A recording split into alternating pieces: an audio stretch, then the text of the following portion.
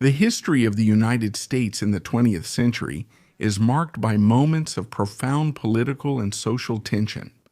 It's not exactly a bedtime fairy tale. It's not a story full of sunshine and roses. The American dream, in reality, is stained here and there with blood, often innocent blood. There have been many incidents. Let's think about racism, which, starting from 1916 with the rebirth of the Klan, up to the civil rights struggles, and even to the present day, has indelibly stained American history. Let's think about the economic crises, like the one in 1929, but also the one in 2007 crises that hit hard. Let's think about September 11, 2001, the attack on American soil, and then the Red Scare, the Red Fear, the Red Terror. Something that has appeared several times in the history of the United States of America in modern times, each time bringing something with it. Terror, fear, the dread of the unknown, of the opponent, of the enemy. A hysteria toward those who are different, toward the opponent, which has resurfaced in American society at more or less regular intervals. It also became a political tool, continuing to fuel that fear of the internal enemy. It became a real obsession with national security and the nation's own secrets. Red Scare, Red Terror, Red Fear, a term that even today in America recalls some rather dark times. But not just one moment, several moments, at least two are counted. The first, right after the Great War, were between 1919 and 1920. It's a period of economic and social instability. This is because, at the end of the Great War, industrial reconversion, the return of veterans from the front, and the legitimate aspirations of women who had replaced men in the workforce all led to a social change. Beyond this, there's the powerful echo coming from former Tsarist Russia, from the October Revolution, which fuels the fear that communism could spread like the flu, or worse, like a plague, a scourge, even in our country. Even the powerful echo stokes fears that communism or a revolution like the October Revolution could spread from Tsarist Russia like a plague or flu. Nascita degli Stati Uniti. This view sees mass strikes and workers' protests at their height. There were events happening at that time in Europe. Think of the Spartacus League. Think of the short-lived Soviet-style republics, or not quite Soviet, that arose among the ruins of the German Reich and the ruins of the Austro-Hungarian Empire. Think of the Italian Red Biennium. Even across the ocean at that time, people were watching what was happening, and that's exactly why they were afraid of it. Fear to the point that the Department of Justice, at the time led by Attorney General Mitchell Palmer, launched a vast campaign of repression. The agents were called Palmer Raiders, and the actions were called Palmer Raids, the intervention operations that led to the arrest of thousands of suspected subversives. Many of these, and here is a hint of racism, were immigrants from Eastern Europe. The Hungarian, the Polish, the Russian, who arrived in the United States during that period, were automatically seen as potential subversive agents, or even worse, as spies. There was no concrete evidence of any of this, but suspicion alone was enough to start forced imprisonments. A general climate of insecurity that marked the beginning of a policy of exclusion and closure, something that would influence American immigration laws for decades. From a land of welcome, a land of open arms, a land of new opportunity, America, the United States in America, would become the land of suspicion, prejudice, and unfounded accusation. That first wave, the Red Scare, would still die out fairly quickly, though not without some very ugly incidents. Let's also think about an episode we've already told you about. The Tulsa Massacre, that massacre carried out practically at the end of the Red Scare, was a product of the Red Scare.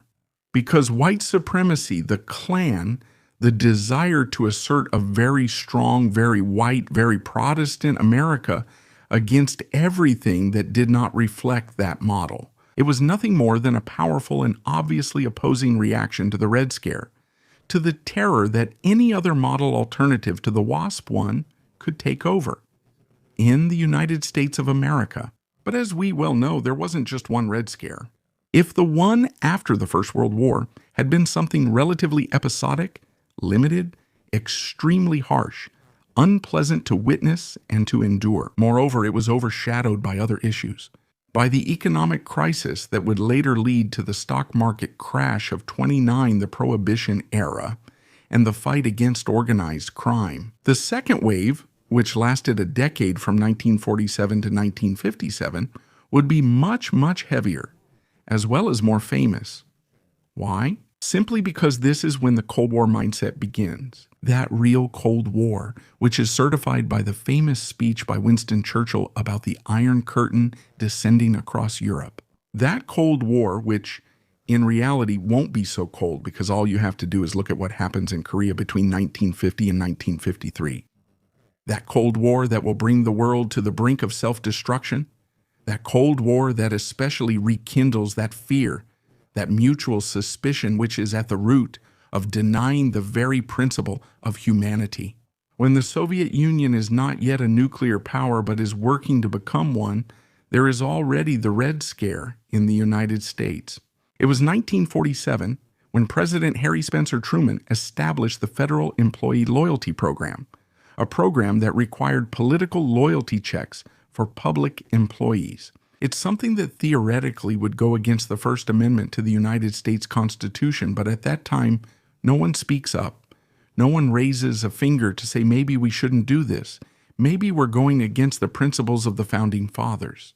In the same period, still under President Truman, the House Un-American Activities Committee, a committee started by the United States Congress, began investigations into alleged communist sympathizers in Olympia, Hollywood, in the entertainment industry, and in higher education. Directors, actors, screenwriters, teachers, principals, they are all people who are summoned and questioned, sometimes even in a humiliating way, placed on special blacklists, which make them lose their jobs or permanently stain their reputation. It takes very little, even just a letter summoning you to appear before the House Un-American Activities Committee is enough to be labeled right from the start as a communist. This madness, this new Red Scare, which is a paranoia, has a symbolic figure, the figure of Senator Joseph P. McCarthy, who starting in 1950 fuels a campaign of accusations against alleged communist infiltrators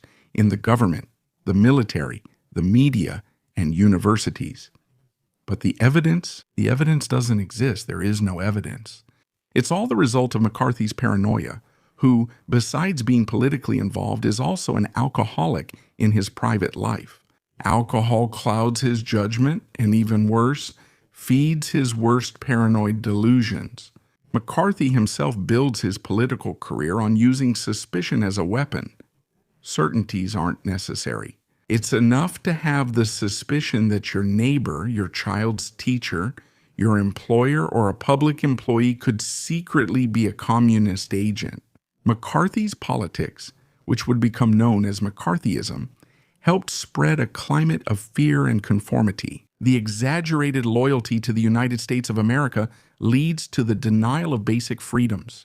We know that McCarthy's rise and fall ends in 1954 when the United States Senate finally opens its eyes. It realizes it has listened to a person who was a victim of other kinds of problems and officially censures his actions. But it's too late. Almost 5 years of McCarthyism cost American society a very high price.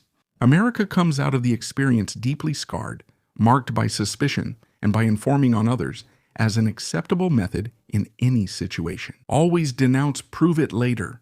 This is McCarthy's motto. This is the way to destroy from within America. But the Red Scare is not just a political phenomenon, it's also on a cultural level, on a psychological level. The suspicion of the fifth column, of the internal enemy, always ready to strike from the shadows. It contributes to limiting freedom of expression, discouraging social criticism, and promoting a uniform image of what is defined as Americanness. But what is Americanness, you may ask yourselves? And I ask myself as well. I struggle to find a definition. I said it anyway, that in the face of this wave of indiscriminate hatred, of unjustified hatred, of gratuitous hatred, reactions do come. In the face of this repression, intellectuals and artists rebel It is during this period that George Orwell writes the famous 1984, which is an allegory denouncing the risks of such a drift, identifying the enemy as an absolute object of hatred to target, simply to strengthen central power. There will also be some films like High Noon from 1952, which will also serve as allegories against McCarthyism. In more recent times, many years later, we've seen other films, think of The Majestic or think of Good Night and Good Luck, that have dealt with the theme of McCarthyism. And they have demonstrated its madness, its idiocy, its lack of substance, because over time, American society has at least had one merit, that of critically re-examining that period, the period of the Red Scare. American society has engaged in self-criticism. Of course, some people even today are convinced that the Red Scare was something necessary to the point of justifying everything that happened. Because, of course, some dangers were real. Let's think about the trial of the Rosenbergs, of whom only one was actually guilty, the husband, Julius. The wife, Adele, was later found to be innocent.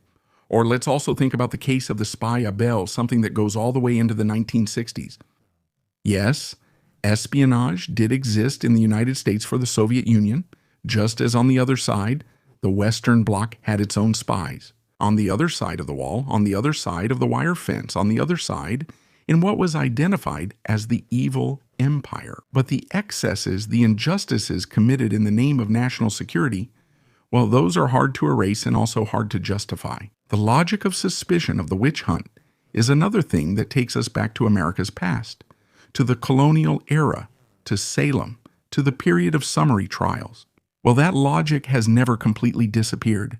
The fear of an invisible enemy, which at the time was the communist, the Soviet, the sympathizer for the Soviet Union, even Robert Oppenheimer, as we've already mentioned in one of our videos, was accused of being a communist sympathizer. Well, all of that has never completely disappeared. In fact, it resurfaces from time to time, even in our contemporary crises. Think today about the need to find a clear and recognizable enemy, even within Donald Trump's America. All of this is nothing but the result of that past, a dark past, a past that is difficult to process and reprocess. Every now and then, it returns in a new form. We can't really call it a Red Scare anymore, but it's still a terror, an unfounded fear that emerges when you're looking for a scapegoat, when you're looking for something to target, to divert attention, to stop people from thinking, to prevent the population from reacting. The Red Scare ultimately represented one of the most emblematic episodes of democratic fragility in the face of fear. The greatest democracy in the world, the United States of America, found itself sick and difficult to heal, to recover on its own, from within, not because of external agents, or rather, not entirely because of external agents. The illness had arisen endemically within the so-called healthy parts of the nation, inside the Senate chamber, one of the houses of the United States Congress, which should defend the core principles of the nation itself. The story of the Red Scare still shows today how in times of uncertainty, security can become a pretext to limit freedom, but even more so, how public opinion can be manipulated through collective emotion. Yesterday, scandals over summary killings, strikes, anarchist attacks, and accusations of nuclear espionage. Today, over the murder of a preacher or a political activist. Understanding these waves of hysteria, which were anti-communist at the time, today means questioning that very thin line that separates the defense of the nation from the persecution of ideas. So as I conclude this video, I ask myself and I ask you, to what extent is it legitimate to limit thought and the practical application of thought, and therefore freedom of expression, in the name of defending the state? Where does the defense of the state end and obsession begin? At what point can we talk about an attack on the legal personality of the state through a simple idea not even put into practice? Many political scientists have asked these questions, and there have been various answers. If you want, you can also write them in the comments to this video, or write to my email address at fbetuzzi.dentrolastoria.net. Maybe they'll be the content for another chat, who knows?